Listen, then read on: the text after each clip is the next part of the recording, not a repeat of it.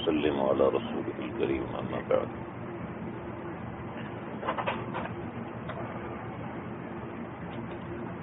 اللہ تعالیٰ نے سعادت نصیب فرمائی ہے اس مبارک گھر میں آنے کی۔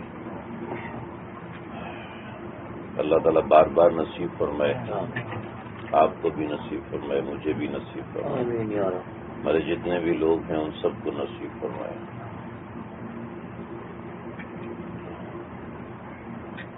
ہمارے ایک بزرگ گزرے ہیں جنہوں نے کتاب لکھی تھی تحفہ، ان کی بیٹی کا نام تھا تحفہ، اور بڑی ماہرہ فتوے کے اندر ان کے دستخط ہوتے تھے،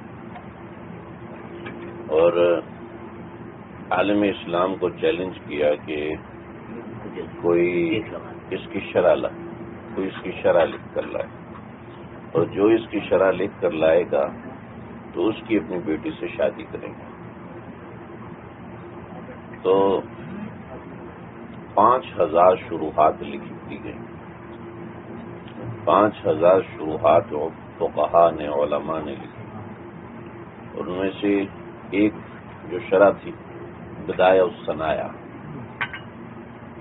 علامہ کاسانی رحمۃ اللہ علیہ نے کاسان سے لکھ کے بھیجی، 10 جلدوں میں آج کل شائع ہو رہی ہے، 17 جلدوں میں اس وقت تھی، اس کی ابتدا میں قصہ لکھا ہوا ہے۔ تو جب یہ شرح پڑھی تو اس نے تو تحفہ کو بھی پیچھے چھوڑ دیا۔ تو بیٹی نے کہا کہ ابا یہ جو کتاب ہے اس کا مصنف واقعتاً قابل ہے، بس یہ اشارہ تھا ایک بچی کا اپنے والد کے لیے جو کہ کافی تھا۔ پیغام نکاح بھیجا اور نکاح لے کے رخصت ہو گئے۔ تو اگلے برس حرم مکی سے ان کو دعوت نامہ موصول ہوا کہ آپ بہترین فقیہ ہیں اور آپ کی اہلیہ بہترین فقیہ ہے، ہم چاہتے ہیں کہ آپ حرم شریف میں آئیں اور حج کے معلم بنے اس دفعہ۔ جی بہت اچھا،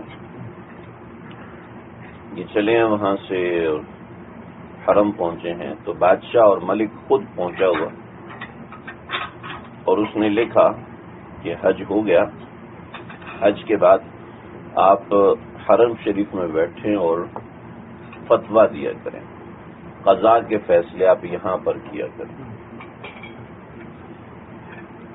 یہ بات میں اس بات پہ بتا رہا ہوں کہ ہم جو یہاں پر آئے ہوئے ہیں یہ خوش نصیبی ہے، لیکن ہم اس خوش نصیبی پہ تکبر میں مبتلا نہ ہوں، ہم سے پیچھے جو لوگ بیٹھے ہیں ان کو کم تر نہ سمجھیں۔ ہو سکتا ہے ان کی دعاؤں کی برکت سے ہم لوگ یہاں پر آئے ہیں، ہم ان کی دعاؤں کے ترجمان ہیں۔ ضروری نہیں کہ میرا کوئی عمل ایسا ہے کہ میں یہاں پر آیا ہوں، کسی والدہ کی، کسی والد کی، کوئی کسی کو سڑک پار کروا دی تھی اس کی، کسی کو پانی پلا دی، شاید اس کی دعا لگی ہے تو میں آیا ہوں یہاں پر، نہیں میرا کوئی کمال نہیں ہے۔ تو وہ یہاں پہنچے ہیں اور علامہ کاسانی کی مجلس لگی۔ علامہ کاسانی جیسے عالم دین اور بحر و بر میں اس کے کوئی نظیر نہیں، کوئی مثال نہیں، جب فتوے جاری ہونا شروع تو عالم متوجہ ہوا، کہا کہ آپ یہاں پر، بادشاہ نے کہا کہ آپ یہیں پر رہیں گے اور مجلس سے قضا آپ کی رہے گی، آپ اپنے گھر والوں کو یہیں پر بلا دیں۔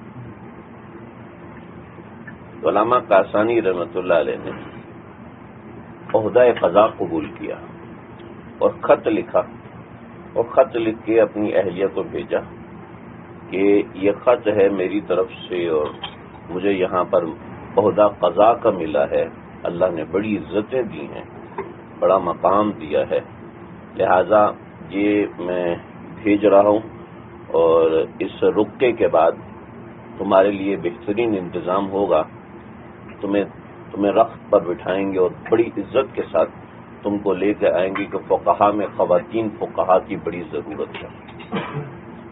علامہ محمود احمد غازی صاحب نے ایک ان کے زیر نگرانی یہ کتاب لکھی گئی ہے، 35 جلدوں میں، مانچسٹر سے شائع ہوئی ہے۔ اس کے اندر انہوں نے 10,000 فقہا خواتین کا ذکر کیا، یعنی خواتین محدثات اور فقہا، جن کو ہزاروں لاکھوں حدیثیں خواتین کو یاد تھیں۔ ہماری خواتین کو حیض و نفاس کے مسئلے نہیں پتہ ہوتے، کو پتہ نہیں ہوتا پاکی ہونے کے بعد نماز کب پڑھنی ہے، کون سی نماز رہے گی کون سی. تو کہا کہ تمہاری بڑی ضرورت ہے اور آ جاؤ. تو اب کیا ہوا، یہ خط پہنچا ہے ان کی بیٹیا کے پاس، اور انہوں نے خط کے پیچھے جواب لکھا، کہا کہ کاسانی کو جا کے دے دو، اس کے باوجود بھی وہ کہتے ہیں تو میں آ جاتی ہوں. علامہ کاسانی نے، بیوی سے تو صحیح ڈرتے ہیں، تو علامہ کاسانی رحمۃ اللہ نے خط ڈالا جیب میں، کا شام میں پڑھوں گا. آئی نہیں ہے، خط بھیجا ہے تو کوئی نہ کوئی تو مسئلہ ہے. شام کو خط پڑھا، نکال کے دیکھا، کا افسوس عالم اسلام کا سب سے بڑا عالم شیخ الاسلام وقت، وہ ایک سفر میں 3 بڑی بڑی غلطیاں کر بیٹھا.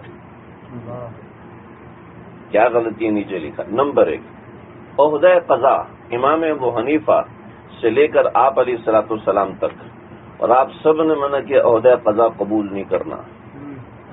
من جو الی قاضی فقد ذبح بغیر سکین، جو قاضی بنا دیے گا اور امام ابو حنیفہ کے نام لیوا، اور تم اور امام ابو حنیفہ کے نام کا فتویٰ دیتے. امام ابو حنیفہ نے تو قضا قبول نہیں کیا اور جیل میں چلے گئے، اور تم قضا قبول کر کے مکے میں بیٹھے. افسوس پہلے ہی سفر میں اتنی بڑی غلطی کر دی. دوسرا، امام ابو حنیفہ کے نزدیک مکے کے اندر بغیر عذر کے قیام کرنا، بغیر عذر کے رہائش پکڑنا، یہ مکروہ تحریمی ہے امام ابو حنیفہ کے نزدیک.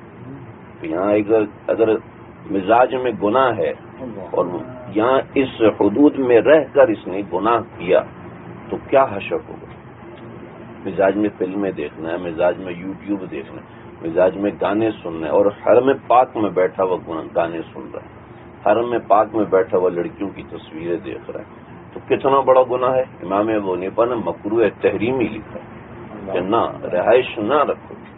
امام شافعی دوسرے حضرت اجازت دیتے ہیں. امام صاحب فرماتے نہ بھی مکے میں رہائش نہیں رکھو. یہاں کا جرم، آپ صلی اللہ علیہ وسلم حدیبیہ کے مقام پر آئے ہوئے تھے، تو جب نماز کا وقت ہوتا تو حدود حرم سے اندر داخل ہو جاتے، اور جب نماز کا وقت ختم ہوتا تو حدود حرم سے باہر آ جاتے تھے. کہ اس کی نماز کی اتنی فضیلت حضرت شیخ الحدیث مولانا زکریہ صاحب نے لکھا کہ جب حرم کے اندر نیکی کا اتنا بڑا اجر ہے تو گناہ پر بھی اتنا بڑا وبال ہے. میں ایک اور مسئلہ بتاتا ہوں. ہماری خواتین عام طور پہ یہ گڑبڑ کر رہی ہیں کہ نیچے معتمرین کو اجازت ہے جا کے طواف کریں، لیکن خواتین کا تو احرام پتہ نہیں ہوتا. ہماری خواتین نیچے جاتی ہیں اور مرد اوپر سے طواف کرتے ہیں. یہ کیا ہے؟ من غشنا فلیس منا، دھوکہ دے کے جاتے ہیں نا. نیچے احرام باندھ لیا، نقلی احرام باندھ لیا اور نیچے چلے گئے. اب پوچھے فقہا سے، دھوکہ دے کے جا رہا ہے اور دھوکہ دے کے حرم میں جا کے طواف کرے، کون سا ثواب کمائے؟ من غشنا فلیس منا، ہمارا نہیں ہے، ہمارا بندہ ہی نہیں ہے وہ ہے، شاید کسی اور قوم کا آدمی ہے، ہمارا آدمی نہیں ہے وہ. تو طواف کر لیا نیچے، جلدی میں طواف کر لی، کیا فائدہ حاصل کیا؟ تو امام ابو حنیفہ کا یہ فرمان ہے کہ یہاں کا جو گناہ ہے وہ بھی اس درجے بڑا ہے.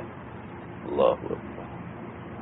اگر تیسرا بڑا جرم آپ نے یہ کیا کہ ایک عورت کو بغیر محرم کے سفر کرنے کا آپ حکم دے رہے ہیں. اگر آپ تینوں چیزوں کی کوئی نظیر مجھے کتب فقہ میں دکھا دیتے ہیں کہ یہاں یہ جائز ہے تو میں آنے کو تیار ہوں. اگر یہ جائز نہیں ہے تو آپ کو فوراً آ جانا چاہیے، ورنہ مجھ سے الگ ہو جائے. جیب میں ڈالا، پیٹ تو خراب ہو گیا ہوگا. چپ کر کے رات کو اونٹ پکڑا اور نکل گئے. کہتے ہیں میں عہدہ قضا قبول نہیں کر سکتا. تو بعض دفعہ ہم یہاں بیٹھے ہوئے ہیں، یہ نہ سمجھے کہ جی میرا تو اقبال بڑا ہو گیا، میرا مقام اور مرتبہ بڑا ہو گیا، میں ایسا ہو گیا ویسا ہو گیا. اتنا کوئی کمال نہیں ہے. یہ اللہ جس کو چاہے اللہ اس کو بلاتا ہے. اللہ کا کرم ہوتا ہے تو بندہ آتا ہے. اور پھر بعض دفعہ یہاں سے انسان کے ساتھ کوئی ایسا مسئلہ ہوتا ہے کہ نکال دیا جاتا ہے. خدا نہ کرے کوئی ایسا مسئلہ آئے، خدا نہ کرے کوئی ایسا معاملہ ہمارے ساتھ پیش ہے.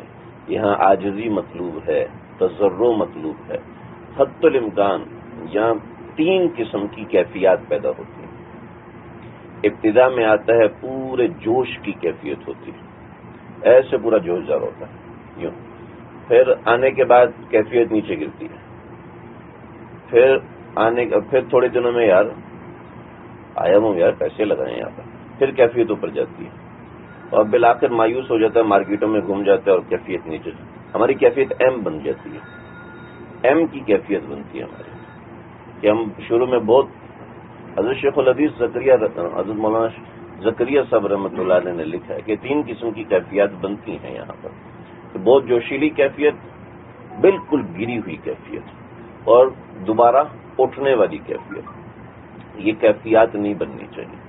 کیفیات مستقیم ہونی چاہیے، سیدھی کیفیات. شروع میں تو بڑا جوش تھا، پھر ٹھنڈے پڑ گئے، کوئی ضرورت، نمازیں بھی قضا ہو رہی ہیں اور دوسرے اعمال میں گندگی بھی آ رہی ہے، برائی بھی آ رہی ہے، حرم کی بے ادبی بھی ہو رہی ہے. تو ان چیزوں کا یہاں پر خیال رکھنا بڑا ضروری ہے. یہاں پر آئے ہیں، ان اوقات کو ضائع ہونے سے بچائیں. گناہوں سے پکی توبہ کریں. جو گناہ مزاج کا حصہ ہیں، بدنظری مزاج کا حصہ ہے. داڑھی منڈانا ہے، داڑھی رکھنا ٹوٹی کے نیچے سے، دائیں طرف سے اور بائیں طرف سے 1 مٹھی داڑھی رکھنا، یہ واجب ہے. آپ صلی اللہ علیہ وسلم نے فرمایا تھا کہ ویلکما، تمہارا بیڑا غرق ہو جائے. میں اس کا بامحاورہ ترجمہ کر رہا ہوں. من امرکما، تمہیں کس نے کہا یہ داڑھی منڈاؤ؟ تو کہا امرنا ربنا کسرا، ہمیں ہمارے بادشاہ کسرا نے کہا تھا یہ کرو. کہ ولیکن امرنی ربی اوفر اللحى واحفظ الشوارب، کہ میرے پروردگار نے مجھے حکم دیا داڑھی بڑھاؤ، مجھ سے کترواؤ. تو یہ تو ظاہری گناہ ہے، لیکن باطنی گناہ یہ ہوتا ہے کہ بغیر داڑھی والے کو حقیر سمجھ رہے، بے پردہ عورت کو حقیر سمجھ رہے، اپنا جو توحید کا علم لے کر یہاں پر آئے ہیں اور جو ایک عزم مصمم یہاں پر لے کر آئے ہیں، اس کو ٹوٹنے نہیں دینا. بادشاہ اکبر تھا، حضرت وقت ہے نا جی وقت ہے. بادشاہ اکبر تھا. 10 منٹ ہیں، 30 آپ نے حرم بھی جانا. میں یہیں پر نماز پڑھوں گا، اس کی تکلیف ہے تو دیکھیں. میں یہیں ہوتی ہے نا نماز، اس میں یہیں پڑھ کے پھر ہم ہماری گاڑی پیچھے کھڑی ہوتی نکلیں. تو بادشاہ اکبر تھا، اس کے زمانے میں ایک شخص تھا، مجھے اس کا نام بھول گیا اس وقت، البتہ اس کے وزراء سے ان کو نورتن کہتے تھے. اس نے ایک تفسیر لکھی تھی اور بے نقط تفسیر، بغیر نقطے والی، یعنی اس نے با کا استعمال نہیں کیا، ایسے الفاظ استعمال کیے جس میں با نہیں ہے، ایسے الفاظ استعمال کیے جس میں شین نہیں ہے. ٹھیک ہے، تو ایسے یعنی ہمارے مفتی ولی راضی صاحب دامت برکاتہم نے بھی ایک کتاب لکھی ہے، ہادی عالم. ہادی عالم، یہ ہادی ہا الف ہا دال اور یا، ہادی عالم علی رسولہ وسلم، صلی اللہ علی رسولہ وسلم. اب اس کے اندر کوئی نقطہ نہیں آتا. اب ایسے انہوں نے پوری کتاب لکھی، آپ پڑھیں گے آپ حیران رہ جائیں گے، ایسی عجیب کتاب لکھی. تو اس نے عربی میں تفسیر لکھی، یہ تو اردو ہے نا، اس نے عربی میں تفسیر لکھی اور عربی میں وہ الفاظ استعمال کی جس میں کوئی نقطہ نہیں. جو مدرسے کے پڑھے ہوئے لوگ ہیں نا، ان کو پتہ ہے وہ جو مقامات حریری کے اندر اس نے ایسی زبان استعمال کی کہ سارے نقطے والے الفاظ، پھر آگے زبان استعمال کی سارے بغیر نقطے والے الفاظ. وہ عجیب و غریب اس کی حرکتیں. تو جیسے وہی لگا ہے شمردل والی حرکتیں ہیں، تو اس میں بھی عجیب چیزیں اس نے بنائی ہوئی. تو اس نے یہ تفسیر لکھی بغیر نقطوں والی. علم اس کا اتنا بڑا تھا، لیکن کیا تھا، جب انسان کی تربیت غلط ہو جاتی ہے نا تو علم غلط ہاتھوں میں چلا جاتا ہے، نقصان ہوتا ہے، علم تباہی. چلی حضرت فرما رہے تھے جیسے جیسے آدمی آگے بڑھتا جاتا ہے اس کی اپنی شخصیت کھلتی چلی جاتی ہے، مزاج میں تواضع آنا شروع ہوتی ہے. اگر مزاج میں علو آنا شروع ہو جائے، میں تو حاجی صاحب ہوں الحمدللہ، میں نے تو اتنے عمرے کیے، ان لوگوں کو دیکھو آرام سے بیٹھے ہوں، یہاں یہی کرنے آئے تھے کیا؟ تمہیں شرم نہیں آتی؟ نہیں، کسی کو کہہ نہیں رہا، اپنے ہی دل میں بولتا جا رہا ہے، یا ان کو تو قدر ہی نہیں ایسی آئے، ہاں مجھے بڑی قدر ہے. تو ایسے اس نے علم اس کا غلط ہو گیا، تو اس نے اکبر بادشاہ کو کہا، بادشاہ سویا ہوا ہے، اس کے پاس بیٹھا ہوا. بادشاہ صاحب اٹھے، بیٹھے کیوں ہوا؟ کہا پہ وہی نازل ہو رہی تھی. تو کیا وہی؟ کہ یا ایھا البشر لا تذبحوا البقر، اے انسانوں گائے کو ذبح نہ کیا کرو، بہت بری بات ہے.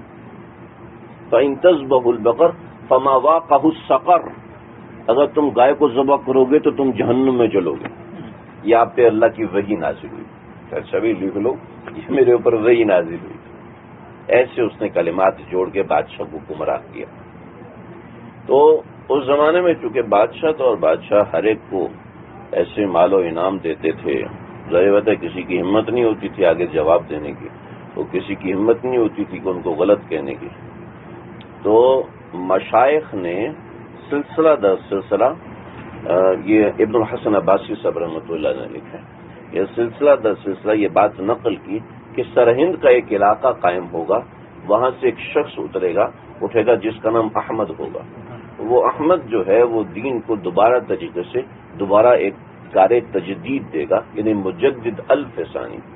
تو اس نے بادشاہ سے کہا کہ بادشاہ 1000 برس کے بعد دین وہ بن جاتا ہے جو بادشاہ کا دین تھا. آپ صلی اللہ علیہ وسلم بھی چونکہ بادشاہ تھے، نعوذ باللہ من ذالک، ایسی بات کی، تو چونکہ ان کا جو دین تھا وہ سب پہ آ گیا. اب بادشاہ آپ ہیں، لہٰذا اب آپ کا دین چلے گا. لہٰذا اس نے ایک مکس اپ دین بنایا جس کے اندر مسلمانوں کی جو چیزیں اس کو پسند نہیں تھیں، ہندوؤں کی جو چیزیں اس کو پسند تھی، جناب مسلمانوں کی شادی ہندوؤں کے ساتھ، ہندوؤں کی شادی مسلمانوں کے ساتھ، اور یہ سب اس نے کرنا شروع کیا اور ہندوستان کے اندر یہ چلنا شروع ہوا. شیخ احمد سرہندی رحمۃ اللہ علیہ یہ سرہند سے نکلے اور اعلان کیا کہ بادشاہ کافر ہو چکا ہے اور اس کے نورتن واجب القتل ہیں، اور یہ قباح اور یہ چیزیں اس کے اندر موجود ہیں، لہذا یہ قابل اتباع نہیں ہے.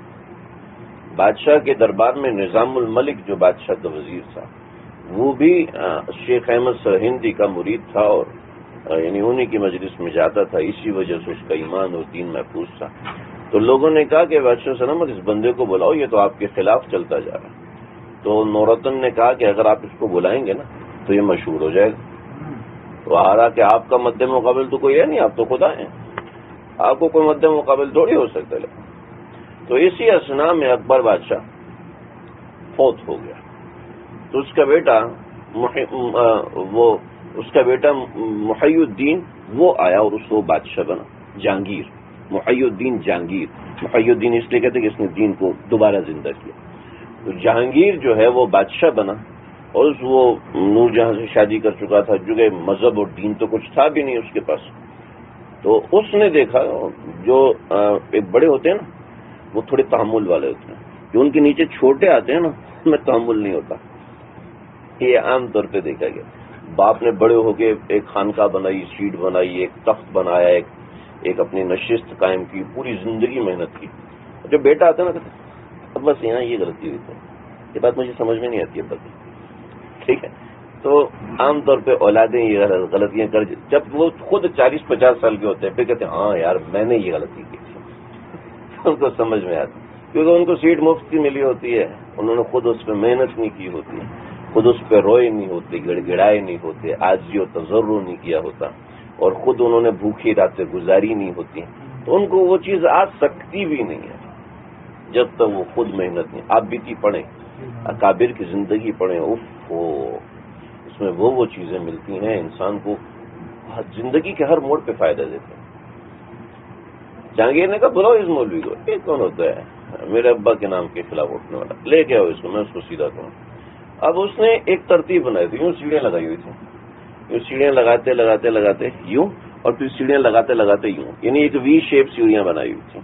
اور وہ جو سیڑھیاں اوپر بنائی ہوئی تھیں اس کے اوپر ایک چھوٹی سی کھڑکی بنائی تھی کہ جو بھی آئے گا اس کے اندر سے آئے گا. اب جو اس کے اندر سے آئے گا تو وہ آٹومیٹکلی جہانگیر کو سجدہ ہو جائے گا. اب جب احمد سرہندی کو تو پتا تھا کہ دربار میں حرکتیں کیا ہوتی ہیں، تو احمد سرہندی بیٹھے، پہلے ٹانگیں گھسائیں اور پھر اندر داخل ہو. تو نورتن کہتے ہیں یہ کیا بدتمیزی ہے، یہ کیا بدتمیزی، تم نے بادشاہ کو سجدہ کیوں نہیں کیا؟ نہیں، یہ سر صرف اللہ کے سامنے جھکتا ہے، بادشاہ کے سامنے نہیں جھک سکتا۔ بادشاہ کہتا ہے ایک تعظیمی سجدہ تو میرا حق ہے، کہ اگر بادشاہ یہ کہتے ہیں کہ تعظیمی سجدہ میرا حق ہے تو بادشاہ مجرم ہے اور بادشاہ خود مشرک ہے۔ تو یہ سارے اتنے بڑے بڑے مفتیان کرام بیٹھے ہوئے ہیں، یہ کون ہے؟ کہ یہ گمراہ ہے، واجب القتل ہے۔ کہتے وہ کیسے؟ کہ ان سے کو 10 منٹ میرے سامنے کھڑے ہو جائیں۔ یہ 10 منٹ میرے سامنے نہیں کھڑے ہو سکتے، تھوڑی دیر میرے سامنے کھڑے نہیں ہو سکتے۔ تو کہ کیسے نہیں کھڑے؟ تو پوچھو اس سے کہ مجھے بتاؤ اللہ کے نبی سب سے بڑی ذات ہیں کہ نہیں؟ کہ جی ہیں۔ کیا ان کو تعظیمی سجدہ ہوا؟ کہ نہیں ہوا۔ کہ ابو بکر نے تعظیمی سجدہ کروایا، عمر نے تعظیمی سجدہ کروایا، عثمان نے، علی نے، ابو حنیفہ، امام شافعی، مالکی، حنبلی، ان سب نے سجدہ کروایا۔ جب ان سب نے سجدہ نہیں کروایا تو کون ہوتا ہے اس کو سجدہ کروانے والا؟ کا سر کہنے کے بادشاہ کو سمجھ میں آ گئی بندہ پکا ہے، دیکھا، لیکن یہ بدتمیزی بہت کر رہا ہے، بادشاہ سے اونچی آواز میں بات کرے، اس کو قتل کرو۔ تو نورالدین نے کہا فوراً قتل کر، ایسے بے ادب کی یہی سزا ہونی چاہیے۔ تو نظام الملک کہنے لگا بادشاہ سلامت، اگر قتل کریں گے نا تو فساد ہو سکتا ہے، بغاوت ہو سکتی ہے، کیونکہ اس کے مرید پورے ہندوستان میں، اور اگر بغاوت کر دی تو آپ کی خیر نہیں۔ آپ ایسا کریں، ٹیسٹ کریں، مولوی ہے، خشک رہ کے نا بدتمیز ہو گیا ہے، قید میں جائے گا نا، وہاں تھوڑی چکی وکی پیسے گا تو سمجھ آ جائے گی اس کو، پھر آپ کی قدر پہچانے گا۔ بھوکا رہے گا نا، روٹی مانگے گا، پھر بادشاہ کے نام کی روٹی دے گی تو بادشاہ کو سجدہ بھی کرے گا۔ بڑے سمجھدار لوگ ہوتے تھے، بڑے سمجھدار لوگ۔ ایک طرف بادشاہ کو بھی سیدھا کر رہے ہیں اور ایک طرف وہ اللہ والے ہیں، اللہ والے وہ اپنی حیثیت پہچان کرواتے ہیں۔ وہ جناب قلعہ بہاولپور میں حضرت کو وہاں پر قید کر دیا۔ تو قلعہ بہاولپور میں حضرت، قلعہ بہاولپور ہے یہ کوئی اور، مجھے واقع پڑ گئے سال 2 سال ہو گئے، بھول گیا میں۔ تو اس میں قید کیا۔ جب قید کیا ہے تو بنگال کا خانان اعظم اور پنجاب کا خان اور سرحد سے لے کے کابل افغانستان، یہ سارا ایک تھا۔ یہ ایک خان تھا، یہ دوسرا خان تھا، یہ تینوں خان تھے۔ یہ تینوں خان مل گئے اور ان تینوں خانوں نے عالم میں بغاوت کھڑا کر دیا کہ ہم جہانگیر کی حکومت نہیں مانتے، اس نے ہمارے شیخ کے ساتھ بے ادبی والا معاملہ۔ جہانگیر نے کہا تم کون ہوتے ہو میرے خلاف اٹھنے والے؟ اس نے لشکر نکالا اور کہا کرو اٹیک۔ نظام الملک نے کہا بادشاہ سلامت، دیکھا میں نے کہا تھا نا، ہاں آپ نے صحیح کہا تھا، لیکن اب ہم ان کو سیدھا کرتے ہیں کہ ان کو ہم کچل دیں گے۔ پھر خود ہی احمد سرہندی انہی کے سہارے پہ کھڑا تھا نا، اب دیکھتے ہیں کیا ہوتا ہے۔ چنانچہ یہ 3 خانان اعظم اور وہ اکیلا دلی میں بیٹھا ہوا کیا کرے گا؟ ادھر سے بنگال، ادھر سے سمجھ لے پورا پاکستان، ادھر سے پشاور سے لے کے افغانستان، سارا یہ سارا ہے، اور یہ سارا اٹیک ہوا اور وہ جہانگیر ایک دن میں ہار گیا، ایک دن میں فوج بھاگ گئی اس کی۔ یہ تو خدا کو ماننے والے تھے، بہت جہانگیر کے ماننے والے تھے، صرف بھاگ گیا، جہانگیر قید ہو گیا۔ اب جہانگیر قید ہوا ہے، اور جہانگیر قید ہوا، یہ تینوں انہوں نے کہا آپ جہانگیر کو قتل کریں گے اور حضرت کی حکومت کا اعلان کریں گے، اور خط لکھا حضرت کو، قاصد سے بھیجا، 3 دن میں قاصد پہنچا، 3 دن میں واپس آیا۔ یہاں سے جہانگیر کو رات کو خواب آیا، اور خواب آیا ہے، خواب میں دیکھا ہے کہ جہانگیر تو میرے خاندان کا فرد ہے، تو نے ہندوستان کے اندر توحید کے سب سے بڑے علم بردار کو قید کیا ہے، تو روز قیامت میری شفاعت کیسے لے گا؟ یہ جھٹکا لگا جہانگیر کو۔ اللہ والوں کی نظر ہوتی ہے، جہانگیر کا کمال نہیں تھا، حضرت کی چند منٹ کی صحبت ملی تھی، سب ہو گیا۔ یہ رو رہا ہے تو کیوں رو رہا ہے؟ اب وہ اس کی ہچکی بندھے تو جگ ہے، اتنی دیر میں قاصد خط لے کر آیا، ان تینوں نے خط پڑھے، تینوں رونا شروع ہو۔ کہا کیا ہوا؟ کہا حضرت نے ڈانٹ لگائی، حضرت نے فرمایا ہے کہ جہانگیر کے دین سے ہمیں اختلاف تھا، اس کی حکومت سے ہمیں کوئی اختلاف نہیں تھا، لہذا تمہارا عدم بغاوت کرنا یہ شرعی اعتبار سے درست نہیں۔ لے کہا حضرت ہم سے ناراض ہو گئے، ادھر سے آپ کو قید کیا ہوا، تو وہاں سے مجھ سے حضرت ناراض ہوئے۔ اللہ کے نبی نے فرمایا کہ تو کس طریقے سے مجھ سے شفاعت مانگے گا، تو نے تو دین کے علم بردار کو قید کر دیا۔ تو پھر ایسا کرتے ہیں کہ چلتے ہیں، تینوں وہاں پہنچے ہیں۔ حضرت کو باندھا ہوا تھا جس کرسی پہ، رسیاں کھول دی گئی، حضرت بیٹھے ہوئے کرسی کے اوپر۔ تو جہانگیر آیا ہے اور اس نے ایک قدم گھٹنے نیچے رکھے اور سر جھکانے لگا، تو فوراً حضرت نے سر پہ ہاتھ رکھا۔ سمجھے میرا تیرا یہی تو اختلاف ہے، یہ سر اللہ کے علاوہ کسی کے سامنے جھکنا نہیں چاہیے۔ تو حضرت کاغذ لے کے آئے، میں نیچے دستخط کرتا ہوں، آپ نے جو لکھنا ہے وہ لکھ دیجیے۔ کا لے کے آؤ کاغذ، لے کر آئے۔ کا پہلا حکم نامہ لکھو۔ پہلا حکم نامہ لکھا کہ آج سے جو ہندو اور مسلمانوں کا نکاح ہوا ہے وہ سب باطل ہے۔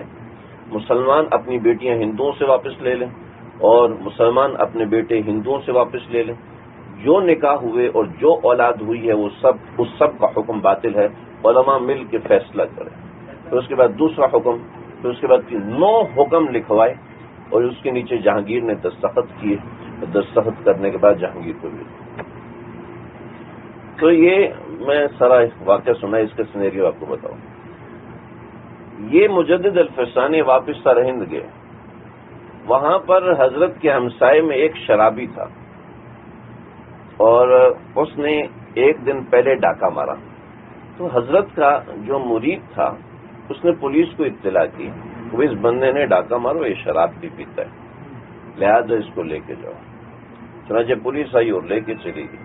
حضرت کو پتہ چلا کہ میرے ہمسائے میں اور یہ قصہ ہوا، تو اس نے کہا، حضرت نے فرمایا کہ شکایت کس نے لگائی؟ کہ یہ لگائی، میں نے شکایت لگائی، اور شکایت کے ساتھ بتایا حضرت یہ ایسا گھٹیا انسان تھا، ویسا تھا۔ کہ تم نے تو اس کو حقیر سمجھ کے شکایت لگائی۔ کہ اللہ کی قسم 15 سال سے احمد اس کو جانتا ہے، احمد نے آج تک ایک بار بھی اس کو اپنے سے زیادہ کمتر نہیں سمجھا۔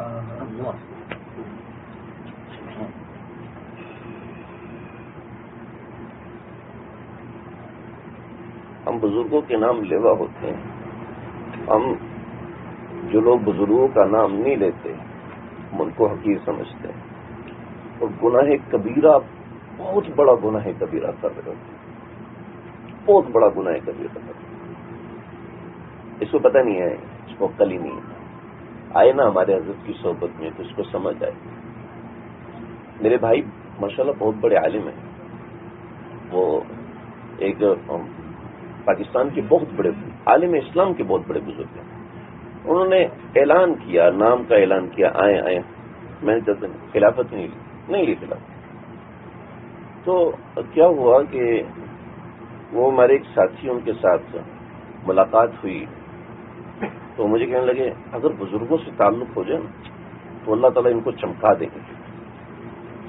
کانوں کو آتا ہے، کیا مسئلہ کیا ہے کہ جو سر پہ ٹوپی رکھتا ہے وہ بغیر ٹوپی والے کو حقیر سمجھتا ہے، جو چہرے پہ داڑھی رکھتا ہے وہ بغیر داڑھی والے کو حقیر سمجھتا ہے، جو حج میں آتا ہے وہ پیچھے آنے والوں کو حقیر سمجھتا ہے۔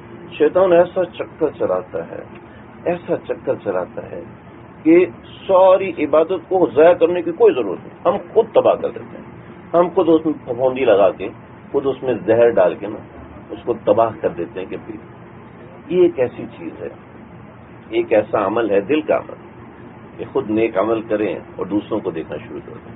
ہمارے پاکستان میں لائٹ بج جاتی ہے نا، لائٹ بج جاتی ہے تو اگر پورے محلے کی لائٹ گئی پھر تو ٹھیک ہے، لیکن اگر صرف میرے گھر کی لائٹ گئی ہے نا پھر خیر نہیں۔ اتنی کمپلین ہوتی، اتنی تکلیف ہوتی، ان کی لائٹ ہے ہماری کیوں نہیں ہے؟ یہی ہوتا ہے نا، ہمارا یہ مسئلہ ہے کہ میں نے تو یہ کام، میں تو نماز پڑھ لی، اس نے کیوں نہیں پڑھی؟ بھائی اس کا خیال رکھنا، دھیان رکھنا بہت ضروری ہے۔ خاص طور پہ حج کا نور ہے، وہ ضائع کرنے آج کل بہت آسان ہو گیا ضائع کرنا۔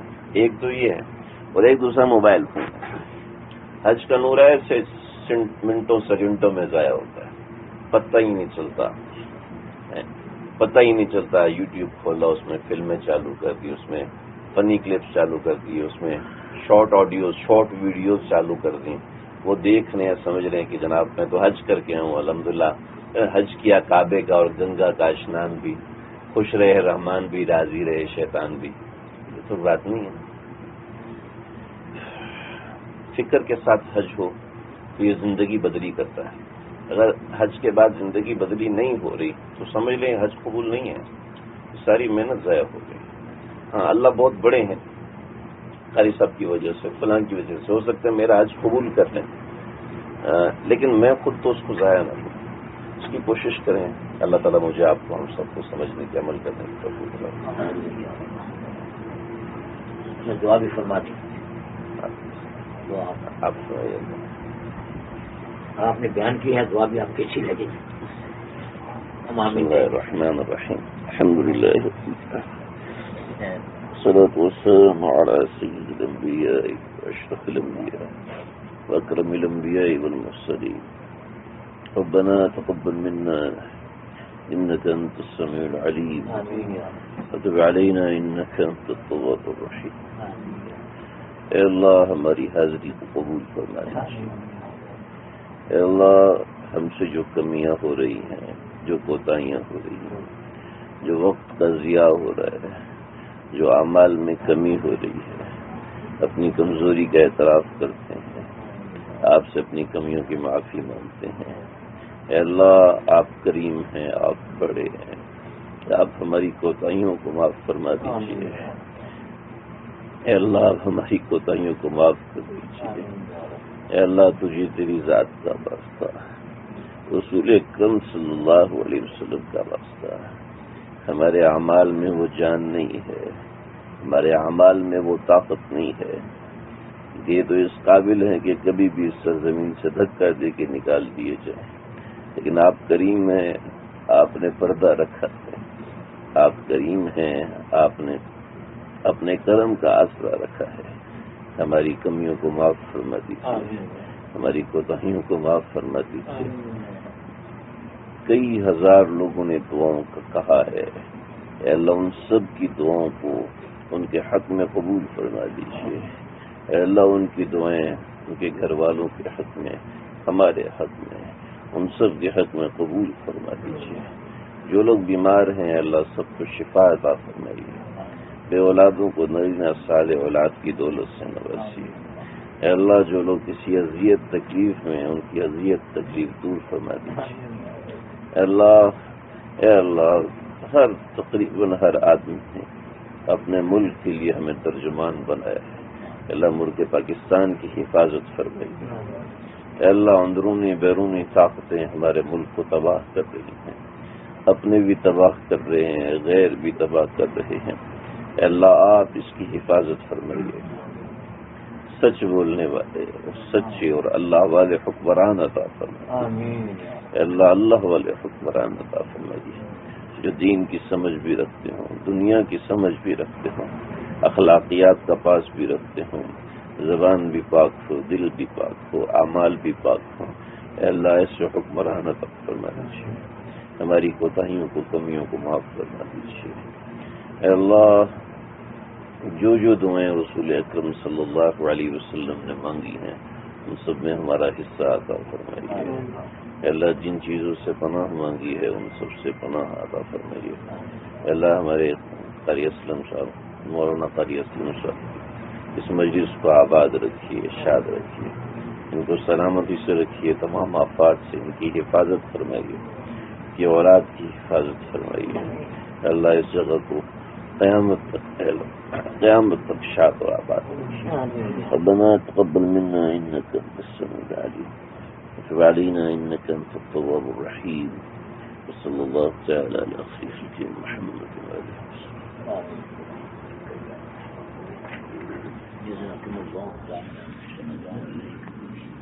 تیاری فرمانے